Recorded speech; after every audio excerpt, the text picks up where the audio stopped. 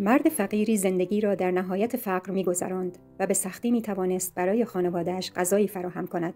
از قضا یک روز که به آسیاب رفته بود، دهقان مقداری گندم در پیراهن لباسش ریخت و مرد گوشه‌های آن را به هم گره زد و در همان حالی که به خانه برمیگشت با پروردگار زمزمه می‌کرد و می‌گفت: ای گشاینده گره‌های ناگشوده، عنایتی فرما و گرهی از گره‌های زندگی ما بگشای. مرد در حالی که دعا می‌کرد و می‌رفت، یکباره گره پیراهنش باز شد و گندم‌ها به زمین ریخت.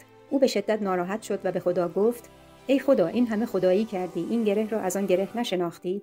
ای خدا، من کی گفتم این گره را باز کن و گندم را بریز؟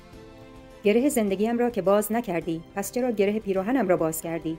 مرد نشست تا گندم‌ها را از روی زمین جمع کند، ولی در کمال ناباوری دید دانه‌های گندم روی کیسه‌ای از طلا ریخته شده. پس متوجه فضل و رحمت خداوند شد و متواضعانه به سجده افتاد و از خداوند طلب بخشش نمود.